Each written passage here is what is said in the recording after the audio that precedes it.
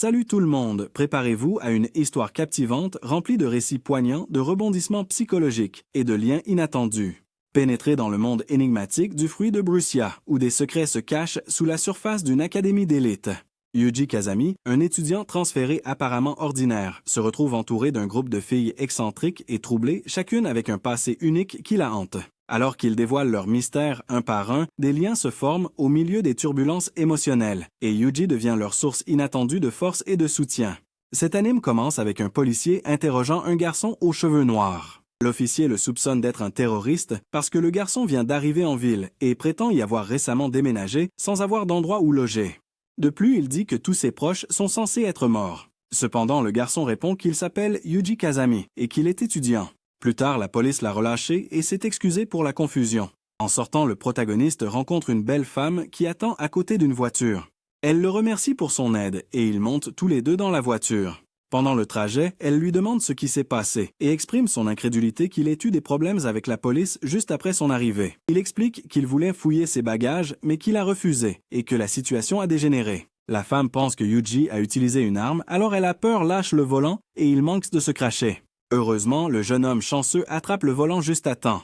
Ils arrivent finalement à destination, l'Académie Meihama, l'école ordinaire que notre protagoniste désirait. La femme se présente comme Chizuru Takayama, la directrice de l'école. Yuji demande pourquoi le campus est vide en semaine, ce à quoi elle répond que cette école est pour les Alites, donc il n'y a que 6 élèves.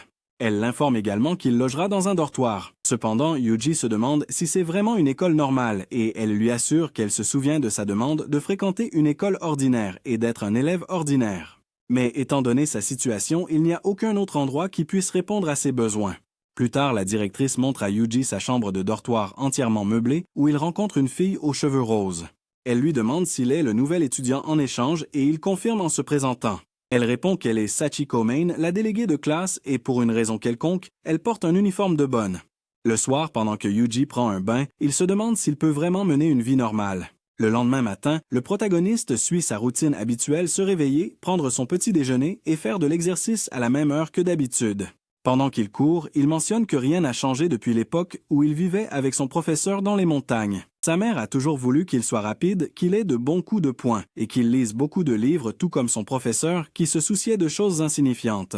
Depuis, il a du mal avec les femmes de ce genre. Finalement, il retourne dans sa chambre, prend un bain et met son uniforme. En partant, il rencontre une jeune fille bien dotée puis une petite fille. Yuji se présente et la jeune fille bien dotée dit qu'elle s'appelle Amane Suu, tandis que la petite fille est Makina Harisu. Plus tard, en arrivant dans une salle de classe, il rencontre une charmante jeune fille aux cheveux jaunes. Elle a peur en le voyant et lui demande qui il est. Il se présente comme le nouvel élève transféré à l'académie et elle se présente comme Mikuru Matsushima. Yuji remarque qu'elle est une tsundere, essayant d'attirer l'attention des hommes et il ne comprend pas pourquoi elle se teint les cheveux. Sur un ton taquin, il lui suggère d'acheter une bonne teinture en ligne aux États-Unis. Mikuru se fâche et répond que les Saunders ont une malédiction et portent toujours des élastiques à cheveux jaunes. Peu de temps après, Sachi Amane et Makina arrivent dans la salle de classe, puis le directeur arrive pensant que tout le monde est présent, sauf Yumiko Sakaki, qui ne vient généralement que l'après-midi. Plus tard, Sachi finit de faire visiter l'académie au protagoniste et il pense qu'il doit rester plus vigilant que d'habitude. Ensuite, notre personnage principal se rend dans la salle de classe où se trouve Yumiko. Il la salue et se présente en mentionnant qu'il ne l'a pas vue le matin, alors il est resté pour la voir. Cependant, elle se met en colère et le menace avec un couteau, et il lui demande si elle est vraiment Yumiko Sakaki, ce qu'elle confirme. De retour dans sa chambre, Yuji rencontre Amane qui est entrée dans sa chambre sans porter de soutien-gorge. Elle lui dit qu'elle aime se changer dans cette chambre et il commence pour à parler. Elle lui demande s'il a des sœurs et il répond qu'il en avait une. Mais elle est décédée, puis elle lui demande son nom et il répond que son nom était Kazuki. Yuji se demande comment Amane a réussi à entrer dans sa chambre et elle apparaît cachée derrière un mur en disant « Je t'ai trouvé ». Puis il se souvient d'un accident de bus. Pendant ce temps, des scènes apparaissent dans la chambre de Sachi montrant des choses étranges. Qu'est-ce que tout cela signifie? D'un autre côté, Yumiko dit qu'elle n'acceptera jamais Yuji. Plus tard, le protagoniste reçoit un appel et on lui dit qu'il a du travail jusqu'à ce qu'il sorte une mallette avec une arme à feu à l'intérieur. Wow! Alors que notre personnage principal traverse le couloir de l'académie, Yumiko s'approche pour le blesser avec son couteau, mais il parvient à l'éviter. Il affirme que le temps se ralentit autour de lui, ce qui lui a permis d'éviter l'attaque. Il pense que l'histoire de Yumiko pourrait bien manquer d'une page sur une tentative d'homicide. Ensuite, Yuji rencontre Aman et Saki et il mentionne qu'il est très perspicace quand il s'agit de sentir une menace. Mais il n'a pas senti Yumiko approcher. Aman s'inquiète pour l'avenir de la vie amoureuse d'un protagoniste et il admet que son inaptitude dans ce domaine est phénoménale, comme disait son professeur. Plus tard, Yuji est assis sur un banc en lisant un livre. Il se souvient que son professeur lui a appris à lire avec un bon éclairage. Il remarque Makina allongée dans l'herbe et pense qu'elle est morte, mais elle dort en réalité. L'endroit sous l'arbre a une brise fraîche, parfaite pour dormir. Elle se réveille, continue de manger sa pomme et nourrit les poissons pendant qu'il la regarde. Il s'approche d'elle et lui dit de faire attention, ce qui lui fait peur et la fait presque tomber dans l'étang. Heureusement, il la rattrape avant qu'elle ne tombe. Il l'invite ensuite à pêcher ensemble dans l'étang et commence à parler de Crib. Par ailleurs, Yumiko confronte le directeur pour avoir amené Yuji dans une académie qui ne compte que des filles. Le directeur lui assure que rien de mal n'arrivera. Yumiko enquête ensuite en utilisant toutes ses ressources pour recueillir des informations sur Yuji, mais elle ne trouve aucune piste. C'est comme s'il avait effacé toutes ses traces, ce qui lui fait croire que ce n'est pas une personne ordinaire. Une fois de plus, Yumiko essaie de poignarder le protagoniste, mais échoue. Il en parle à la directrice et elle lui explique que Yumiko le voit comme un intrus. La directrice révèle que Yumiko est à l'académie depuis sa fondation et qu'elle connaît très bien les autres filles, c'est pourquoi elle essaie de se débarrasser de lui. La directrice conseille à Yuji de trouver un moyen de gérer la situation et lui demande comment il vit sa nouvelle vie d'étudiant. Il admet que c'est comme être en mission d'infiltration, en se faisant passer pour un étudiant, mais qu'il apprécie ça. Il trouve effrayant de se voir sourire comme si ce n'était pas vraiment lui. La directrice dit qu'il s'y habituera tout comme les autres filles l'ont fait quand elles sont arrivées à l'académie. Yuji reconnaît alors qu'elles ont toutes des circonstances particulières, et la directrice confirme que chacune est venue pour ses propres raisons, et que ces informations ne peuvent pas être rendues publiques, tout comme la situation de Yuji. Plus tard, Yuji rencontre Makina qui commence à le suivre partout. Un homme arrive et est surpris de les voir si proches. Soudain, une femme avec une forte poitrine apparaît à l'entrée de l'académie à côté d'une voiture jaune et fait signe. Yuji prétend ne pas la connaître, mais elle l'appelle par son nom. Il dit aux filles de rentrer et elles s'en vont. Il parle à la femme qui dit qu'elle est juste venue le voir. Il l'avertit qu'elle ne devrait pas venir, car cela pourrait éveiller les soupçons.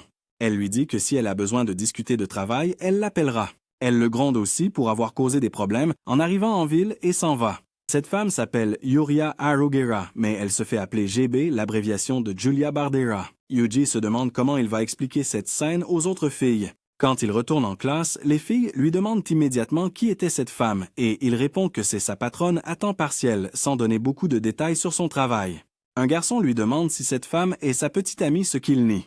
Elle lui demande ensuite ce qu'il faisait avant de venir à l'académie, et il explique qu'il était pris en charge par une femme plus âgée sans lien de parenté, une amie de GB, qui est décédée depuis. Maintenant, GB le fait travailler. Le soir, Yuji arrive devant la porte de sa chambre et Yumiko apparaît. Il lui dit qu'il n'est pas son ennemi et qu'elle arrête d'essayer de le poignarder. Elle répond qu'elle trouvera un jour son point faible, mais qu'à partir de maintenant, elle sera plus chaleureuse envers lui. Après le générique de fin de ce chapitre, il y a un court montage montrant comment chacune des filles est arrivée à l'académie et est devenue amie avec Yumiko. Le lendemain, alors que Yuji revient de son jogging, il voit un homme essayer de forcer la porte de sa chambre. D'une manière étrange, un homme commence à renifler les vêtements de Yuji, puis saute sur son lit pour sentir son oreiller. Yuji entre dans la pièce et elle est gênée sachant qu'il a vu ce qu'elle a fait. Plus tard, Yuji, un homme et Makina courent en classe et en chemin, Yuji crée une chanson amusante pour se moquer de la scène embarrassante dont il a été témoin avec sa camarade de classe harceleuse. Dans la salle de classe, pendant que tout le monde discute, il remarque que Makina a commencé à agir comme Yuji. Yumiko dit à Amane et Makina de se préparer pour le cours de l'après-midi. Yuji dit qu'Amane est insupportable et Yumiko répond qu'elle n'était pas comme ça avant, mais qu'elle a eu un grave accident de la route. Yumiko mentionne que personne dans cette académie n'est normal. Plus tard, Yuji retourne au banc pour lire et il rencontre Mikuru et un chaton. Il dit à Mikuru qu'elle peut faire peur au chat avec ses cheveux, mais évidemment ça ne marche pas et le chat finit par s'enfuir. Ensuite, Yuji et Mikuru rencontrent Saki et Mikuru lui demandent de réparer la fermeture éclair de son sac banane. Elle propose de faire à Yuji un sac banane en forme de requin sans qu'il fasse attention à ce qu'elle a dit, alors il accepte sans le savoir. Cependant, il prend soudainement conscience de son erreur et dit à Saki de ne rien faire pour lui. Mais Saki a déjà fait la moitié du sac banane. Pour éviter qu'elle ne découvre qu'il ne faisait pas attention, il lui dit qu'en fait, il en veut un en forme de cerf. Elle accepte sans problème, disant qu'elle l'aura prêt dans 20 minutes. Frustré, il commence à frapper le mur à cause de sa mauvaise décision, et soudain, Saki revient avec l'objet terminé. Yuji ne peut que mettre ça sur le compte d'un mauvais sommeil et donc d'un manque d'attention. Avant qu'il ne reçoive le cadeau, Mikuru le prend et dit à Makina que si elle ne l'aime pas, elle peut l'avoir parce qu'il a des pierres précieuses et que c'est un chien vanadier. Makina l'adore alors, notre jeune homme chanceux demande à Sachi de le donner à la petite fille, s'évitant ainsi une situation délicate. Plus tard, en jouant, Amin se blesse au pied, alors Yuji l'emmène à l'infirmerie pour soigner sa blessure. Amin lui demande d'être son petit ami et avoue qu'elle l'aime depuis leur première rencontre, mais il refuse.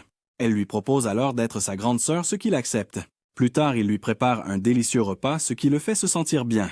Il réalise que depuis la mort de son professeur, il n'a plus eu de contact étroit avec d'autres personnes. Ensuite, Yuji et Mikuru sont au bord de l'océan. Mikuru dit que lorsqu'elle voit l'immensité de l'océan, ses problèmes lui semblent petits. Cependant, elle est en fait là pour chercher le chaton qui apparaît soudainement. Ils s'assoient sur l'herbe et Mikuru mentionne qu'elle n'aime pas regarder le ciel la nuit parce qu'elle a l'impression d'être à l'intérieur d'une immense boîte. Elle avoue qu'elle aimerait recevoir une balle en argent en plein cœur. Soudain, elle demande ce qui arrive aux gens quand ils meurent. Il répond qu'il suppose que c'est comme dormir et ne plus jamais se réveiller. Mikuru dit que ça n'a pas l'air si mal, puis ajoute que si elle mourait, elle aimerait être enterrée là. Plus tard, Sachi et Makina regardent la télé pendant que Yuji fait de l'exercice. Ensuite, Yuji dit aux autres filles que Mikuru se comporte bizarrement. Makina suggère que c'est peut-être une extraterrestre et Sachi mentionne que c'est comme si la précédente Mikuru était morte. Et maintenant, il y a une Mikuru différente, comme dans un film d'horreur. Les filles partent et Yuji retourne dans sa chambre, mais soudain, les lumières s'éteignent.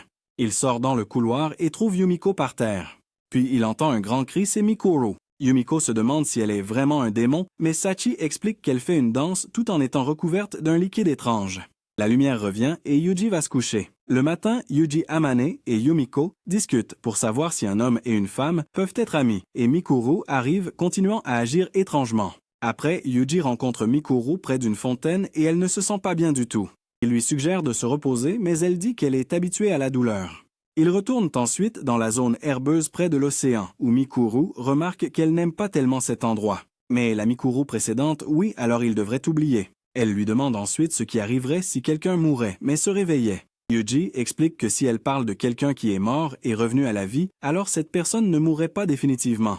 Mikuru se demande pourquoi tout le monde vit si désespérément si la mort est juste comme dormir et ne jamais se réveiller. Yuji dit que ça suffit et veut partir. Mikuru lui demande s'il a une amoureuse car elle n'en a jamais eu et veut savoir ce que c'est. Elle l'embrasse soudainement mais reprend ensuite ses esprits et se retire pensant qu'il essayait de l'embrasser. Yuji est soulagé que l'ancienne Mikuru soit de retour. Plus tard, Mikuru est avec Yumiko dans la salle de classe discutant d'exercices tandis que Yuji les observe et repense à ce qui s'est passé avec Mikuru. Mikuru s'approche alors de lui et lui demande s'il pense à elle. Il répond que oui mais que ça n'a pas d'importance et il s'en va. Mikuru le suit dans le couloir, lui demandant de lui dire et il lui avoue à contre-cœur qu'elle l'a embrassé. Elle ne comprend pas le terme « embrasser », alors elle lui demande de lui montrer ce que c'est. Finalement, il essaie de l'embrasser, mais elle s'enfuit et se retrouve dans la cour où elle prend des pilules. Au crépuscule, Mikuru et Yuji retournent au même endroit, au bord de l'océan, à la recherche du chaton, mais ils ne le trouvent pas. Yuji suggère qu'il rentre, mais soudain le chaton apparaît sur la route ensanglanté. Ils l'emmènent en voiture, mais le chaton meurt, ce qui dévaste complètement Mikuru. Au crépuscule, Yuji trouve Mikuru allongée dans sa chambre et découvre des pilules sur le sol, réalisant qu'elles sont dangereuses en cas de surdose.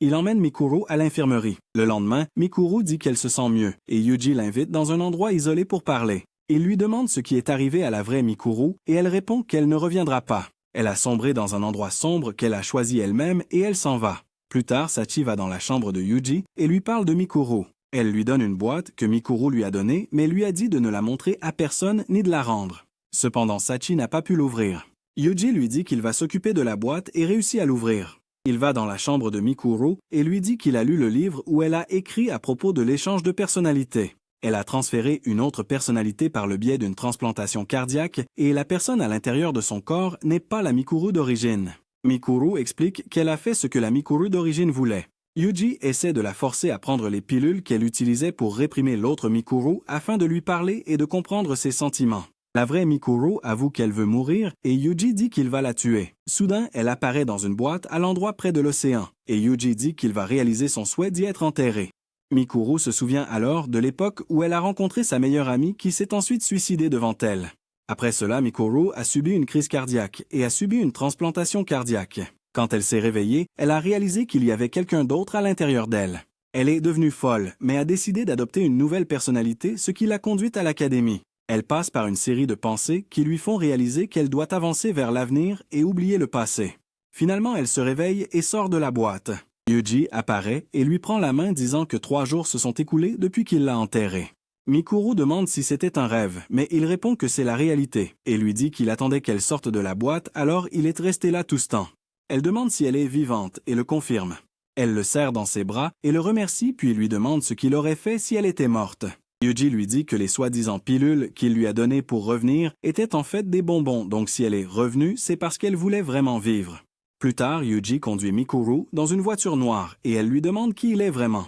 Ils arrivent chez Mikuru et elle retrouve ses parents, ce qui la rend très heureuse. Ensuite, Yumiko se souvient d'une époque dans son ancienne école où des filles se moquaient d'elle et elle a sorti son couteau et a coupé la main d'une fille.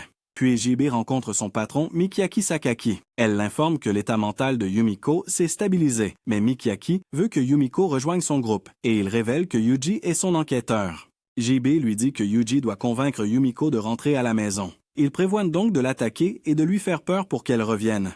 De son côté, Yuji poursuit Yumiko pour lui parler. Il se souvient de l'époque où JB lui avait demandé d'être le garde du corps de Yumiko car elle est la fille unique de Mikiaki, propriétaire du groupe ferroviaire. Il surveille Yumiko pendant qu'elle dessine et soudain, il commence à pleuvoir. 3 hommes vêtus de noir apparaissent et Yuji les combat jusqu'à ce qu'il les vainque. Il emmène Yumiko et il s'enfuit. Lorsqu'ils sont ensemble, Yumiko lui raconte son histoire. Elle révèle que son père voulait un héritier mâle, mais qu'elle est née à la place. À cause de son état, sa mère n'a pas pu avoir d'autres enfants, alors Yumiko est devenue la risée de tous et ne s'est jamais fait d'amis. Ses grands-parents la considéraient comme un fardeau, et même sa mère regrettait que Yumiko ne soit pas un garçon.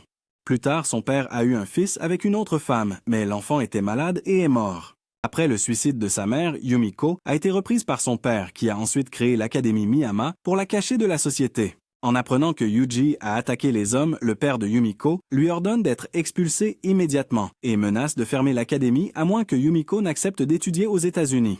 La directrice suggère que Yumiko soit transférée dans une école à l'étranger, mais elle refuse. Plus tard, Yumiko appelle quelqu'un au téléphone et dit qu'elle a besoin de parler. Yuji arrive alors pour la ramener, mais elle tire sur son père à l'épaule. Elle fait ensuite exploser une bombe à l'intérieur de l'académie, faisant croire à tout le monde qu'elle est morte. Après cela, au cimetière, Yuji remercie Mikiaki d'avoir permis à l'académie de continuer. Mikiaki révèle que c'était la dernière requête de Yumiko écrite dans une lettre. Soudain, Yumiko apparaît derrière un arbre, révélant qu'elle est vivante. Tout cela était un plan pour faire croire à son père qu'elle était morte afin qu'elle puisse commencer une nouvelle vie. Dans les événements qui suivent, Saki se demande si elle peut changer sa personnalité pour se rapprocher de Yuji. Plus tard, elle est retrouvée à moitié évanouie dans une baignoire par un homme qui la conduit à son lit et applique de la glace pour l'aider à se rétablir. Alors qu'elle est inconsciente, Saki mentionne le nom du protagoniste. Finalement, Saki reprend conscience. Pendant ce temps, notre protagoniste quitte l'académie. En classe, les filles pensent qu'il fait une pause, mais les examens approchent. Notre protagoniste arrive dans un parc où des souvenirs de Saki enfant lui reviennent en mémoire. Mikuru demande à Saki de se débarrasser de l'examen et elle accepte de s'en occuper.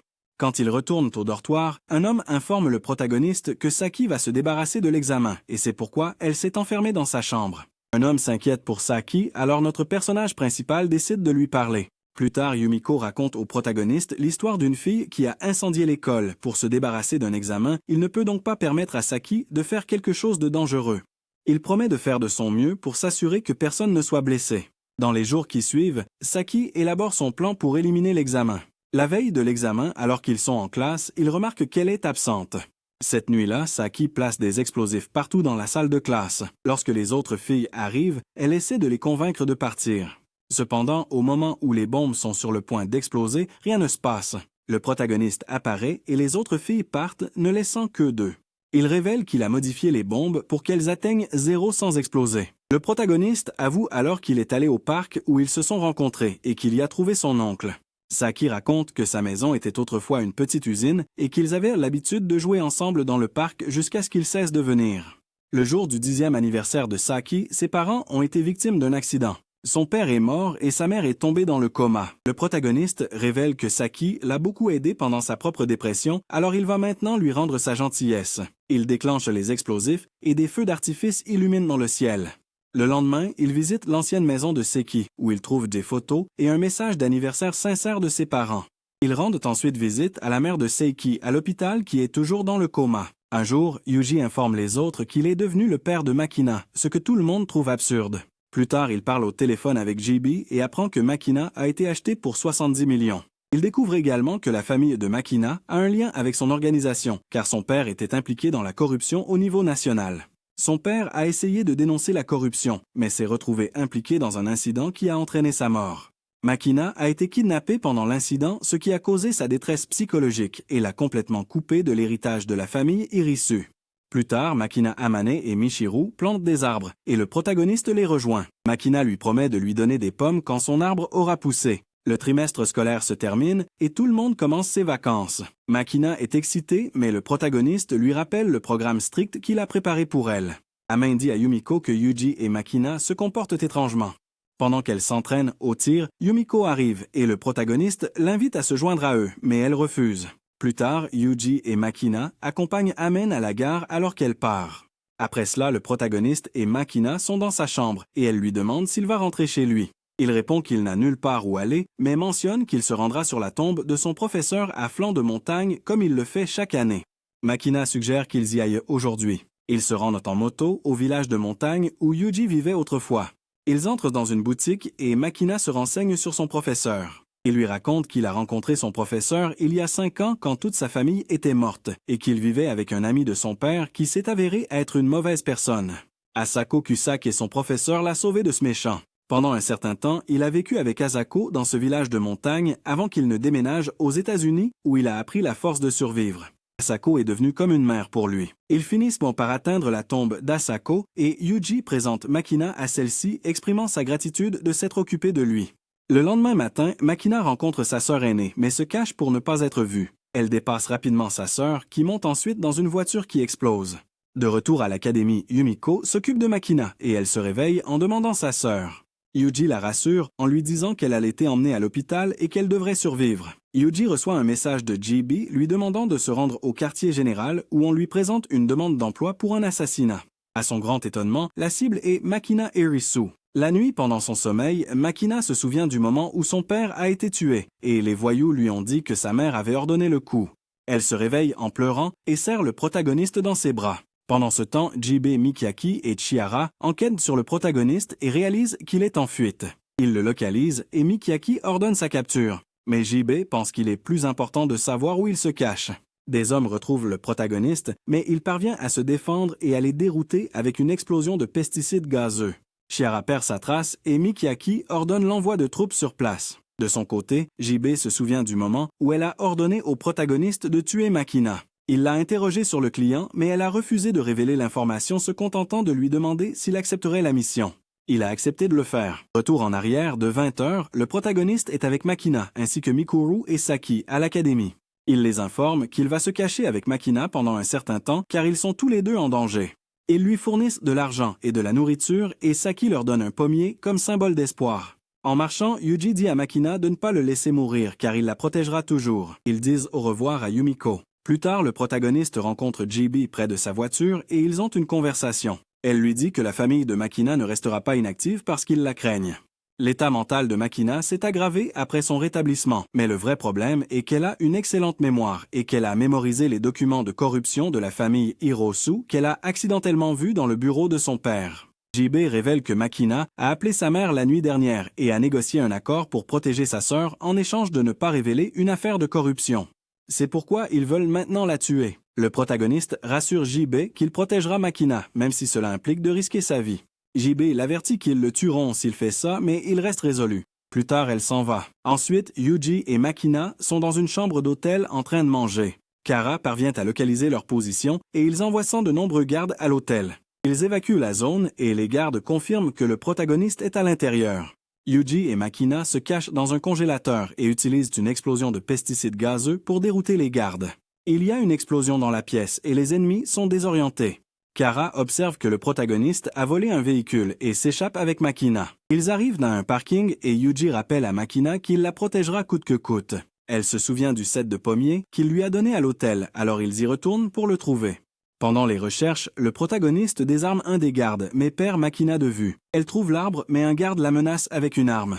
Cependant, elle presse l'arme contre sa propre tête. Un autre garde lui tire dessus et le protagoniste arrive juste à temps pour vaincre les gardes et emmener Makina à l'hôpital. JJ les intercepte et dit au protagoniste que Makina ne survivra pas s'il l'emmène à l'hôpital. À contre-cœur, Yuji accepte que JB s'occupe de Makina. Ensuite, Makina est à l'hôpital avec sa mère et JB à ses côtés. La mère de Makina demande à JB l'état de ses organes car sa sœur a besoin d'une greffe. Plus tard, Makina se réveille et voit le pommier à côté d'elle. Au bâtiment présidentiel, la mère de Makina est entourée de gardes pour sa protection. Cependant, le protagoniste parvient à entrer déguisé en livreur et tue la mère de Makina. Plus tard, les nouvelles rapportent que l'homme qui a tué la mère de Makina s'est suicidé pendant son transport à l'hôpital. Kiara demande à JB ce qu'ils vont faire maintenant, et elle révèle qu'ils ont reçu le livre secret de la famille Irisu qui contient des preuves de corruption. Maintenant, ils ont un moyen de pression puissant et on leur a promis la sécurité. Kiara fait remarquer qu'ils sont sortis gagnants de cette situation. Soudain, le protagoniste apparaît vivant et les confronte, révélant qu'il a vaincu toute l'organisation. Après 2 jours, le protagoniste et Makina retournent à l'académie avec le pommier. Les filles les accueillent joyeusement et les embrassent. Quelque temps plus tard, Yuji arrive à l'académie avec JB. Saki voit JB l'embrasser sur la joue, mais promet de ne rien dire à personne. Dans sa chambre, un homme l'attend. Elle a fait le repassage et a même recousu un bouton de sa chemise. Comme toujours, elle se jette sur lui, mais il refuse et va prendre un bain. Sous la douche, il lui demande pourquoi elle est si persistante. Elle avoue que pour elle, ça a été le coup de foudre en préparant le dîner. Il en doute parce que cette histoire est trop commode. Elle reçoit alors un message de Saki qui lui a envoyé une photo du protagoniste avec JB. Au premier abord, elle se fâche un peu, mais quand il explique que c'est juste son patron, elle suggère qu'il l'embrasse pour ne pas la rendre jalouse. Le protagoniste embrasse un homme et il explique qu'elle peut devenir sa petite amie sous certaines conditions. Elle ne pleurera pas s'il meurt ou disparaît soudainement. Amane est d'accord et il va même jusqu'à lui dire « Je t'aime ». Cela force Amane à pleurer et à être honnête sur la raison de son amour pour lui. Notre jeune fille commence alors à révéler la vraie raison pour laquelle elle voulait devenir son amie. Il y a 6 ans, elle a rencontré la sœur du protagoniste et elles ont toutes les deux été victimes d'un accident de bus. Amane était la seule survivante et était dans le même club de basket que la sœur du protagoniste. Elle l'a reconnu dès le premier instant où elle l'a vu et lui montre son journal intime détaillant les événements de ce jour-là qu'elle commence à lire. L'histoire commence lorsque le bus tombe dans un ravin. À son réveil, Amane remarque que tout le monde autour d'elle est inconscient, à l'exception de la sœur du protagoniste. Elles commencent à parler et ensemble, elles réussissent à sortir du bus et à secourir les autres. Maintenant, ils sont tous à l'extérieur du bus. Ils essaient de téléphoner, mais il n'y a pas de signal et même la boussole ne fonctionne pas. Ils sont entourés de murs avec seulement une jungle abandonnée à proximité. Kazuki commence à soigner les blessés et le professeur reprend conscience mais n'a aucun souvenir de la façon dont l'accident s'est produit. Kazuki soupçonne qu'un pneu endommagé a causé l'accident et il décide de rester là et d'attendre les secours. Le lendemain matin, Amane cherche Kazuki dans la forêt jusqu'à ce qu'elle émerge parmi les arbres. Kazuki ramasse des plantes pour qu'elle puisse déjeuner. Amane demande s'il y a un moyen d'être sauvée et Kazuki répond par l'affirmative, mais pas encore. Pour l'instant, elles doivent attendre. À partir de ce moment, Kazuki promet à Amane qu'elle ne la quittera pas. Plus tard, elles essaient de soigner les blessures d'une des filles. Cependant, leurs téléphones n'ont toujours pas de signal, probablement parce qu'elles se trouvent dans une zone non couverte. Amane et Kazuki cherchent ensuite de l'eau dans la rivière, et pendant ce temps, Amane tombe accidentellement et elles partagent un moment ensemble. Soudain, elles aperçoivent un hélicoptère et commencent à crier à l'aide, mais il ne semble pas qu'elles soient non remarquées. Le 3e jour, 2 d'entre eux meurent, alors le professeur les emmène enterrer les défunts. Amane s'interroge sur l'état des autres corps en attendant les secours. Kazuki partage ensuite des détails sur son frère et ses parents avec Amane, et cette dernière se demande pourquoi c'est arrivé ce qui l'a fait pleurer. Kazuki la réconforte et lui promet de la ramener à la maison. Les jours passent et elles doivent rationner encore plus leur nourriture. Le 7e jour, 2 des filles ont de la fièvre et Kazuki les aide à se rétablir. Plus tard, Kazuki remarque une petite quantité de sang sur le cou d'Amane, probablement due à une piqûre d'insecte, et Kazuki lèche le sang en rassurant Amane qu'elles seront toujours ensemble. Le 8e jour, Kazuki informe Amane que le professeur part pensant qu'il peut s'échapper en explorant la montagne.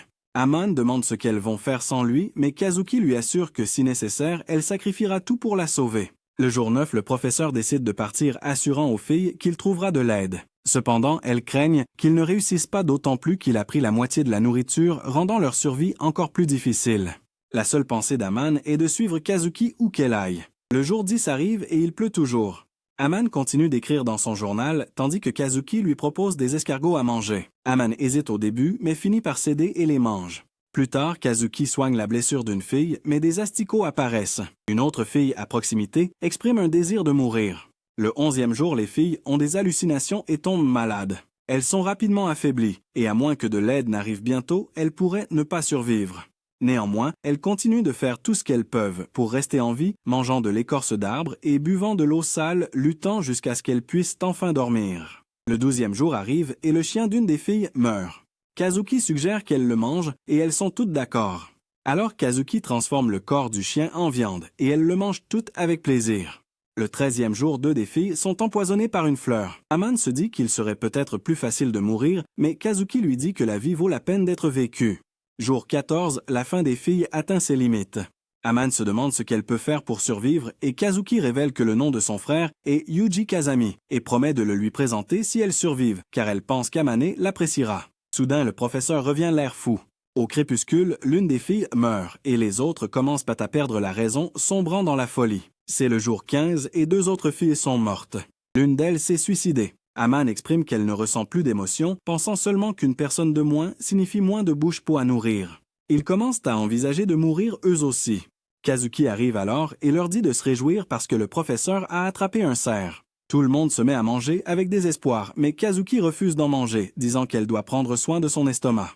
Amane décide de suivre son ami et s'abstient également de manger. Plus tard dans la nuit, Kazuki réveille Amane et lui montre que le président et le professeur sont en train de partir. C'est leur chance de s'échapper. Kazuki ordonne à Amane de rassembler ses affaires et de partir sans se faire voir.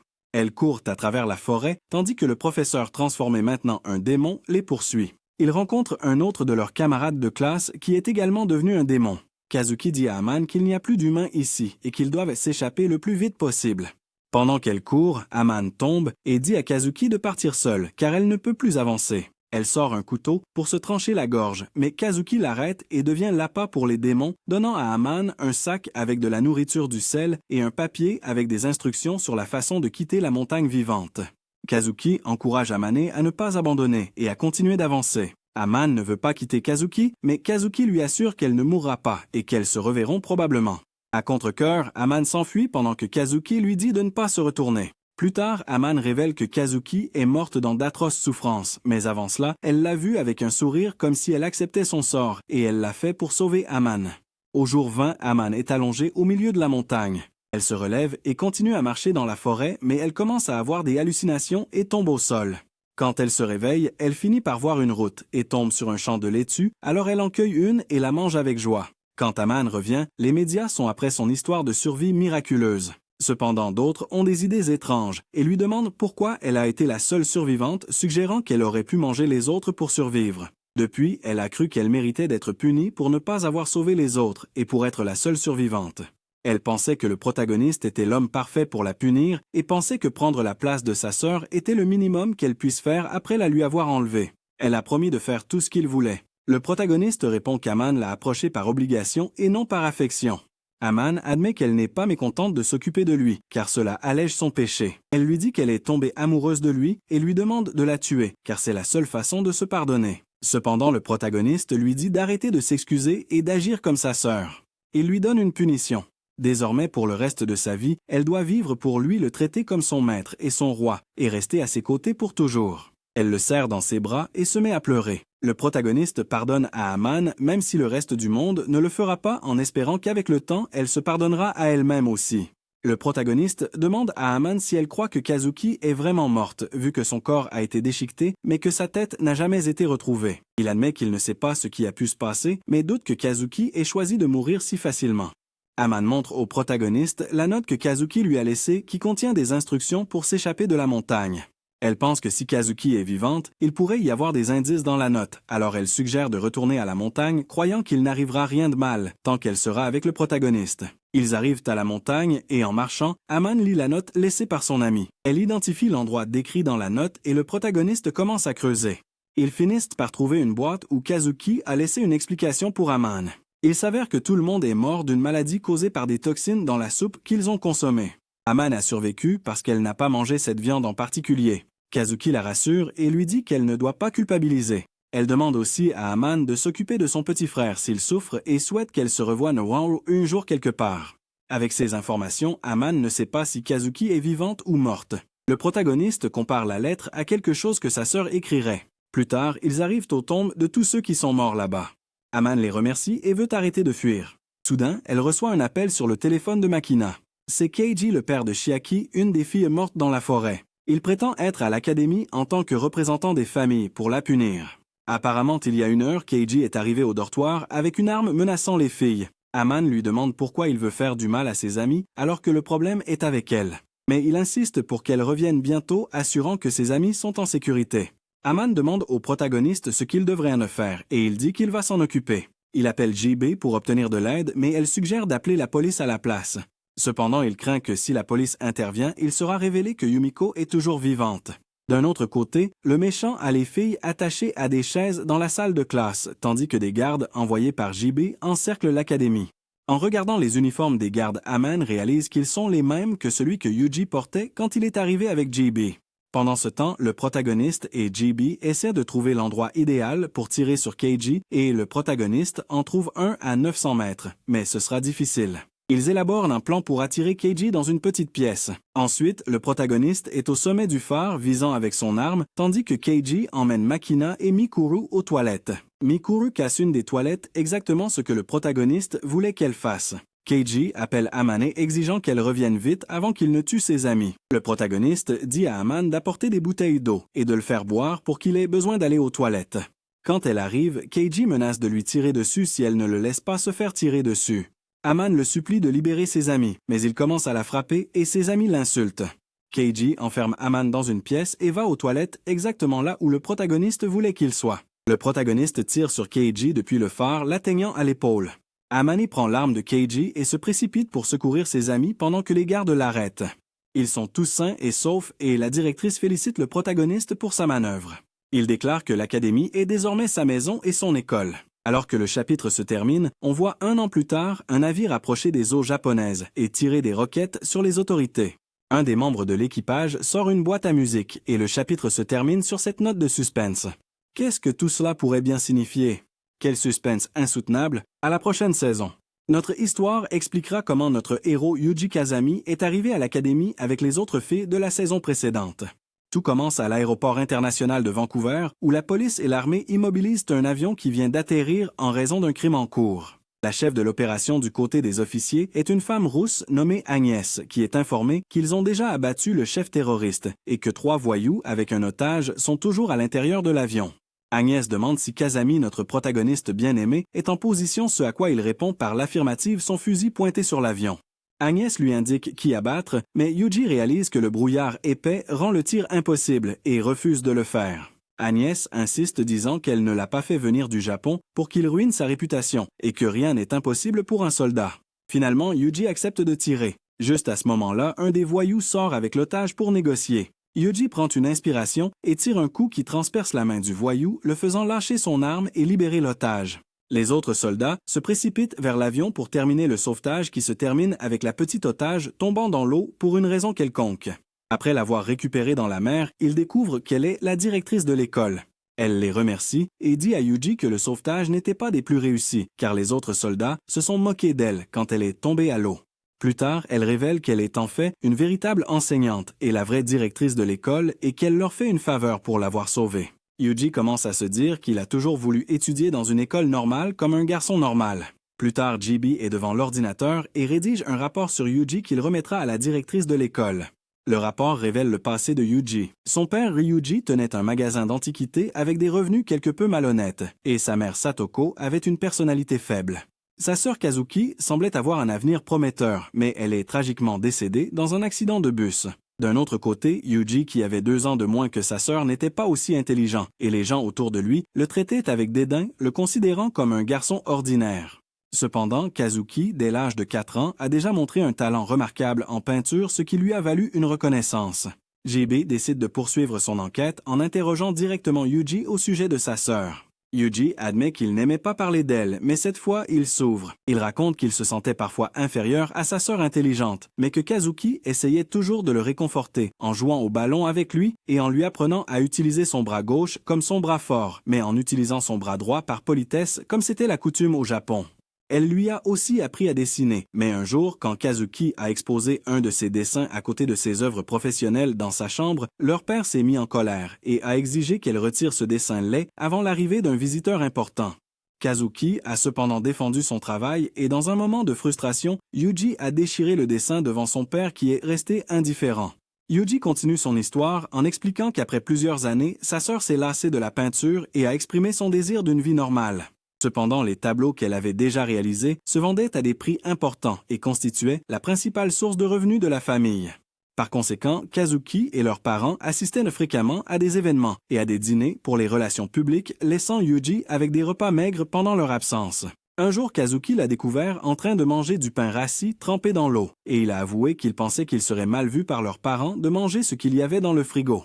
Les jours passaient, et Yuji entendait souvent des disputes animées entre son père et sa sœur, ce qui avait pour conséquence que son père l'ignorait encore plus, et sa mère a aussi commencé à le traiter comme s'il n'existait pas. À une autre occasion, Yuji a commencé à rentrer tard à la maison parce qu'il passait du temps avec une amie nommée Saki, ce qui inquiétait Kazuki. Elle voulait rencontrer cette amie pour s'assurer qu'elle avait une bonne influence sur lui, mais Yuji hésitait, craignant qu'elle ne fasse fuir ses amis. Kazuki lui a expliqué qu'elle faisait ça pour les tester et voir s'ils étaient de vrais amis. L'histoire est brièvement interrompue par le réalisateur, mais Yuji demande à continuer sa narration, soulignant les farces et le comportement non conventionnel de sa sœur, ce qui faisait d'elle tout sauf une fille ordinaire. Ces fausses farces consistaient à ce que sa sœur l'invite à prendre un bain avec elle, ce qui à l'époque ne lui semblait pas étrange. Puis c'était elle qui le baignait d'une manière très charnelle. Pendant qu'elle faisait ça, elle lui parlait de baiser et en profita pour essayer avec lui. Elle s'inclina aussi sur lui, lui disant qu'il l'attirait et qu'elle voulait l'épouser. Quelque temps plus tard, Kazuki subit des changements importants dans sa personnalité. D'abord, il s'inscrivit dans une nouvelle académie, puis commença à jouer au basket et cessa de montrer ses talents en classe. Un jour, un tragique accident se produisit et on annonça que sa sœur était décédée. Après cela, son père commença à boire de l'alcool et à le maltraiter lui et sa mère tous les jours. Finalement, sa pauvre mère décida de déménager. Elle commença à travailler jour et nuit pour prendre soin de lui, mais un jour, son père les trouva et commença à la maltraiter physiquement. À ce moment-là, notre héros essaya d'intervenir, mais son père le frappa violemment, le jetant au sol. Alors que le garçon voyait ce que son père avait l'intention de faire, il se rappela toutes les leçons que sa sœur lui avait enseignées sur son bras gauche. Saisissant une bouteille d'alcool, il se leva et frappa le malfaiteur, éclaboussant les murs de sang. En voyant cela, sa mère lui dit d'aller à la gare et de l'y attendre. Alors que les heures passaient, le garçon entendit les sirènes des voitures de police, ce qui l'incita à se diriger vers l'endroit où il vivait avec sa mère. En arrivant, il vit le corps sans vie de son père être emporté, alors il entra dans la maison pour chercher sa mère. À son horreur, il tomba sur un corps pendu, qu'il réalisa être celui de sa mère, ce qui le fit s'évanouir. Le lendemain, il se réveilla à l'hôpital et lut une lettre laissée par sa mère comme preuve qu'elle avait tué son propre mari et avait ensuite décidé de se suicider. Yuji continue de raconter qu'un homme blond, un des clients de son père, est venu le chercher et l'a emmené chez lui. Ce personnage, Ri Kirihara, est celui qui a acheté les tableaux de Kazuki et c'est l'homme qu'on a vu à la fin de la saison précédente. Après avoir emmené le protagoniste chez lui, Kirihara l'habille comme s'il était Kazuki. Et on voit que bien que notre héros ne le dise pas explicitement dans sa narration, Kirihara abuse de lui. C'est vraiment horrible. Maintenant, on comprend pourquoi notre personnage principal est comme il est. Plus tard, un des larbins de Kirihara tente d'abuser de Yuji en le frappant et en le déshabillant. Finalement, Yuji se défend et finit par tuer le larbin, ce à quoi Kirihara réagit étrangement en le félicitant pour cela.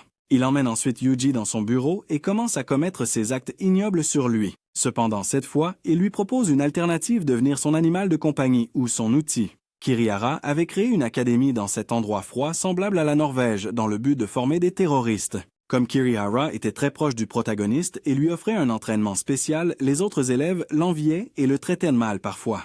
Néanmoins, le protagoniste révèle qu'il y avait une fille aux cheveux violets, qui s'appelait quelque chose comme Marlin, qui veillait toujours sur lui, partageant même sa nourriture quand il manquait des repas. Donc tout ne semblait pas si mauvais. Pendant tout son séjour là-bas, Kirihara s'est personnellement battu avec lui pour faire de lui le meilleur de l'académie. Lorsque l'épreuve finale pour obtenir son diplôme est arrivée, le protagoniste a dû affronter quelqu'un et le tuer.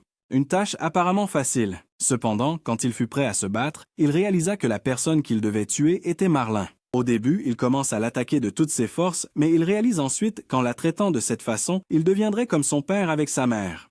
Alors, il s'arrête et la laisse le vaincre, encaissant une série de coups puissants au visage, ce qui déçoit Kirihara, qui attendait plus de lui.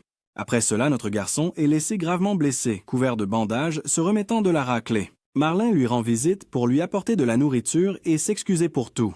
Entre autres choses, elle dit au protagoniste qu'elle est sur le point d'obtenir son diplôme, mais qu'elle ne sait pas comment survivre seule.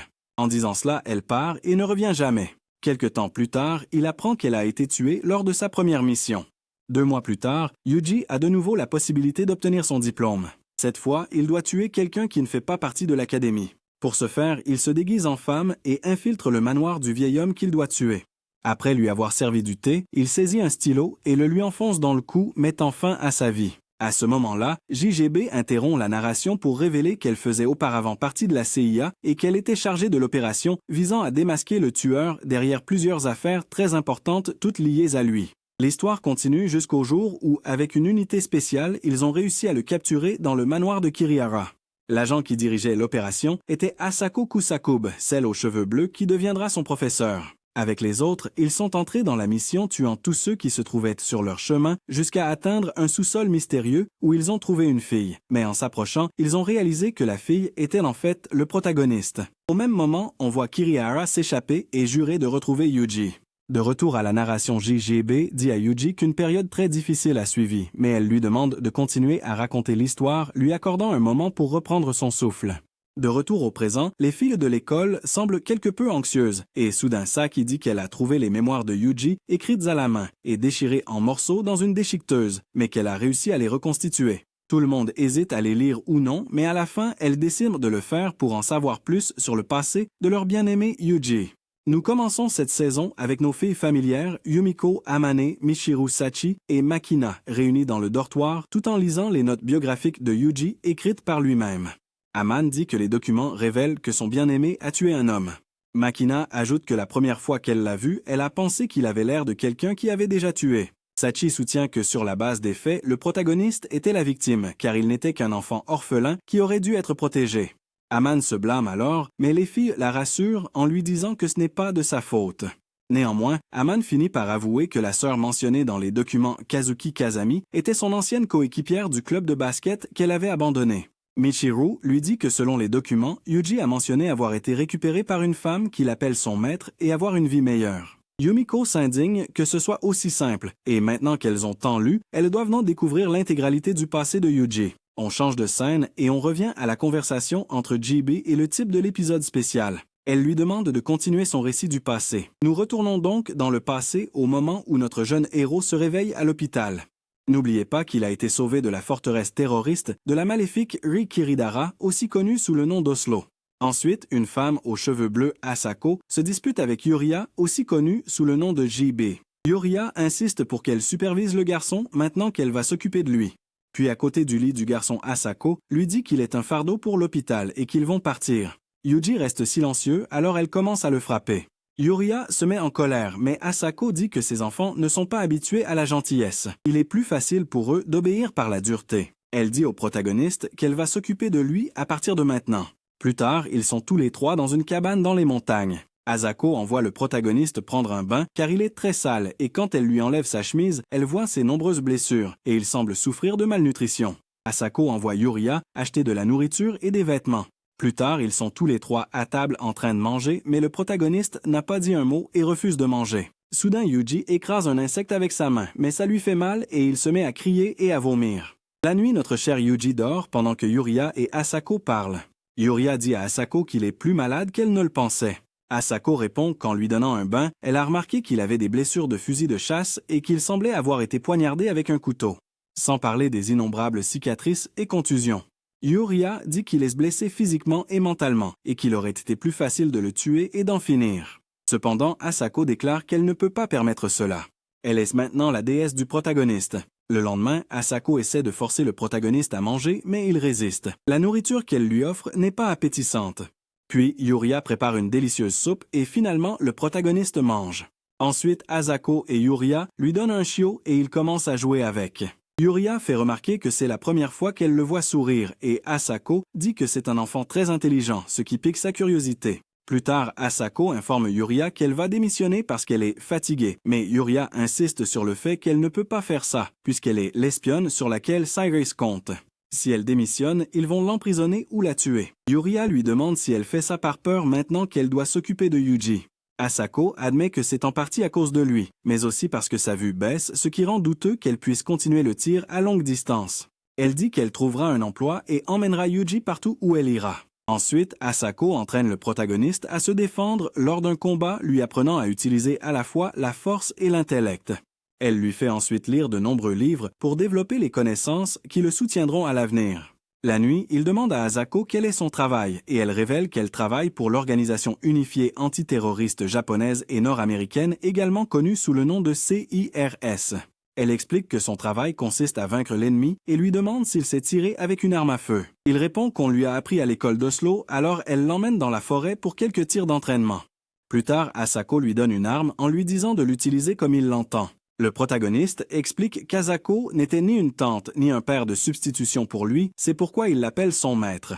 En hiver, Asako l'emmène à la chasse, mais il hésite à tirer sur un cerf disant qu'il ne peut pas le faire. Elle comprend reconnaissant qu'il n'est qu'un enfant qui en a trop vu.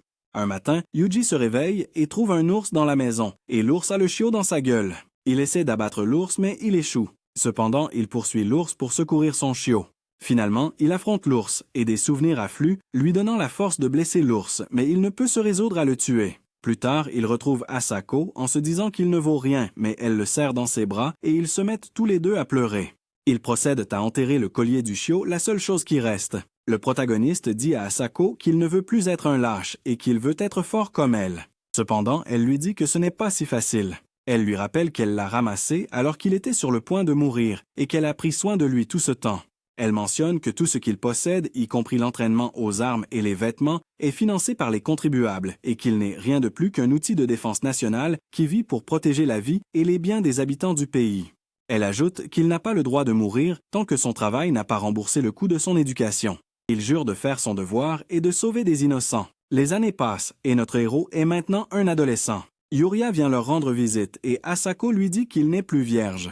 Cela met Yuria en colère et elle gronde Asako en lui disant qu'elle n'aurait pas dû faire ça. Asako rétorque qu'il est un homme et qu'elle est une femme et qu'après avoir vécu ensemble pendant 2 ans, ces choses arrivent.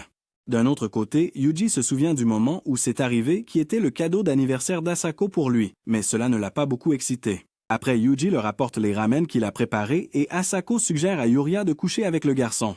Elle dit à Yuria de boire plus de bière, puis appelle Yuji et lui ordonne de la mettre au lit, ce qu'il fait comme un robot. Revenant au présent de la narration, JB dit à Yuji que oui, c'est bien arrivé, mais qu'il devrait continuer l'histoire et se concentrer sur la raison pour laquelle il a commencé à travailler.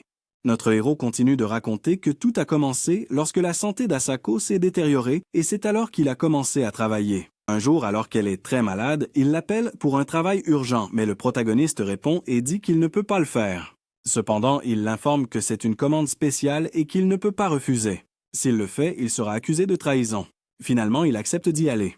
Plus tard, Yuria rend visite à Asako sachant qu'elle ne se sent pas bien. Asako dit que ce n'est pas grave, mais Yuji l'a convaincue d'arrêter de boire, alors elle l'a fait et maintenant ses mains ne tremblent plus. Alors Yuria lui demande pourquoi elle n'a pas répondu quand elle l'a appelée, car elle voulait la féliciter pour le récent travail qu'elle a fait. Cependant, Asako dit que ce n'était pas elle, c'est Yuji qui l'a fait. Yuria insiste sur le fait que ce qu'elle a fait avec le protagoniste n'est pas différent de ce que Heath lui faisait aussi. Yuji apparaît alors et dit qu'il l'a fait de son propre chef. Asako ne l'a pas forcé et c'est tout ce qu'il peut faire pour la remercier. Asako demande au protagoniste s'il veut un permis de travail et il répond par l'affirmative. Yuria intervient en lui disant de bien réfléchir, mais il répond qu'il veut une raison de vivre et qu'il veut vivre d'une manière qui fasse que quelqu'un soit reconnaissant qu'il soit là. Yuria l'emmène ensuite dans un endroit pour parler où elle lui dit qu'elle comprend ce qu'il veut, mais que ce n'est pas le seul chemin qu'il puisse emprunter. Cependant, il répond qu'il a dit un jour à Asako qu'il voulait être comme elle.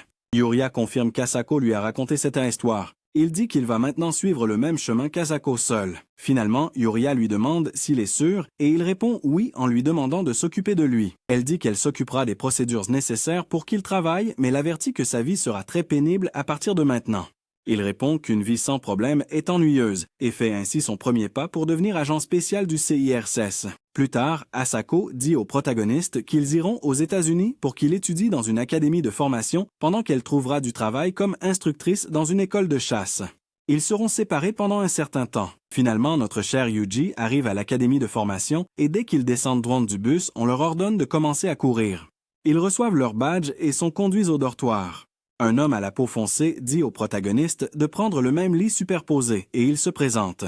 L'homme s'appelle Danny Bourne et il ne comprend pas les noms japonais. Le lendemain, la formation commence et une femme rousse commence à insulter tout le monde.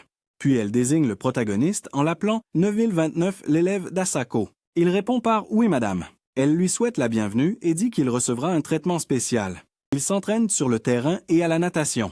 Plus tard, ils vont au réfectoire et là, Danny commence à dire du mal d'Aang et elle apparaît derrière lui. Plus tard, ils vont au stand de tir et se divisent en équipes pour une compétition. Notre héros se distingue des autres en étant un excellent tireur et il remporte la première place. Plus tard, une jolie fille vient parler au protagoniste. Il lui demande qui elle est et elle répond qu'elle est Millie Stan. Elle lui demande un autre duel et ils retournent au stand de tir. Là, elle le met au défi de tirer sur une canette qui est très loin et il réussit miraculeusement à la toucher. Le protagoniste termine sa première période et ensuite on l'envoie dans une escouade de combat comme examen final. Il passe beaucoup de temps en mer et Danny et Millie sont également là. Plus tard, il décide de l'envoyer sur les lignes de front de la bataille. Un nouvel épisode commence avec tout le monde au cimetière pendant l'enterrement de Danny qui est apparemment mort dans un accident pendant la bataille. Dans un flashback, on commence à voir ce qui s'est passé. Notre Danny et Millie sont sur le navire et ils décident ensuite de chercher Robert Robbie l'immortel, Walson croyant qu'il est immortel, mais il s'avère que c'est juste un surnom. En fait, notre héros réalise qu'ils ont mal compris son nom, car ils ont mal lu le kanji japonais, et que cela signifie en réalité « petite sœur », suggérant qu'il pourrait être un otaku. Plus tard, ils arrivent sur le champ de bataille et le protagoniste pense qu'aucun d'eux n'est prêt pour la bataille. Il tue un oiseau avec son arme, mais même cela le rend nauséeux. Il ne sait pas ce qui se passera quand il tuera une personne. Il fouille un endroit rempli de soldats morts. Puis, il se dirigeait vers le quartier général et un homme nommé Edward arrive à la recherche du protagoniste, quelqu'un qui l'a entraîné auparavant. Le chef du peloton se présente comme Justin Mike Mayer et les accueille au sein du Marine Expeditionary Assault Group, connu sous le nom de peloton des fils indésirables, ce qui signifie qu'ils sont un groupe d'inadaptés et de laissés pour compte. Justin continue de parler et Millie pense qu'il est fou. Justin appelle Allison, mais Edward lui dit qu'elle a été tuée il y a 2 jours. Justin renomme alors le peloton « peloton des chiens sauvages », car ils doivent être comme des chiens sauvages affrontant le danger et courant férocement sans se retourner. La guerre commence et ils enterrent des mines jour après jour sans arrêt. S'ils rencontrent des guerrilleros, ils ripostent et évacuent. Bon. Une nuit, Yuji sent des ennemis approcher. Robert dit que l'ordinateur détecte une cible à 800 mètres, mais que ça pourrait être un animal. Cependant, tout le monde fait confiance à ce que notre héros a dit et conclut que c'est un ennemi. Justin leur ordonne de vérifier l'ampleur de l'ennemi pendant leur retraite et de demander l'aide des alliés. Il dit au protagoniste d'aller au front. Ils se mettent tous à tirer et le protagoniste a envie de vomir, mais Danny lui dit de tenir encore un peu parce que l'aide arrive bientôt. Le protagoniste demande à Justin combien d'ennemis il reste et il répond qu'il y en a peut-être une quinzaine. Millie arrive et dit qu'elle a trouvé des balles pour qu'il les utilise et il répond qu'il ne peut pas décevoir une femme, alors il trouve le courage de continuer. Il déclare qu'il tuera 9 personnes à coup sûr, mais Danny lui dit qu'il est fou. Justin les informe qu'ils s'enfuiront immédiatement dès que les renforts arriveront, mais qu'ils doivent tenir pour l'instant. Au milieu de la bataille, Justin dit au protagoniste de fermer les yeux et de penser à tous ses amis en se battant. Il sait qu'il est difficile de tirer sans vomir, mais il doit choisir entre regarder ses amis mourir ou appuyer sur la détente. Le protagoniste déclare qu'il va tuer l'ennemi et il le fait abattant les 9. Ensuite, Justin lui dit de se reposer. Plus tard, notre garçon se réveille et Millie lui dit que la bataille est terminée. Ils ont retrouvé les renforts et l'ennemi s'est échappé. Il demande si tout le monde est sain et sauf et elle répond oui grâce à lui qui en a tué 9. Il répond qu'il a survécu une fois de plus et elle lui dit que tant qu'il aura des amis, il ne mourra pas. Elle lui conseille de courir comme un chien sauvage s'il sent le danger. Les mois passent et Yuji dit qu'il s'y est habitué. Le bruit des coups de feu le surprend à peine et les explosions ne l'ébranlent plus. Prendre les armes des ennemis morts est devenu une routine et tout perd son sens. À ce stade, ils ne savent pas s'ils gagnent ou perdent la bataille. Plus tard, la période du peloton du protagoniste se termine et il retourne dans son pays d'origine, le Japon. Agnès lui dit qu'avec ses compétences, il peut obtenir n'importe quel emploi dans le pays. Il répond que s'il y a un travail qu'il peut faire, il devrait l'appeler, et selon la situation, il ira immédiatement. Millie et Danny le regardent partir par la fenêtre. Plus tard, le protagoniste retourne chez lui dans les montagnes où Asako l'attend. Il lui dit qu'il ne sait toujours pas comment utiliser sa vie, alors il va tout lui confier. Cependant, elle répond qu'elle n'en a pas besoin. Après cela, il commence sa formation à Narashino pour sa certification.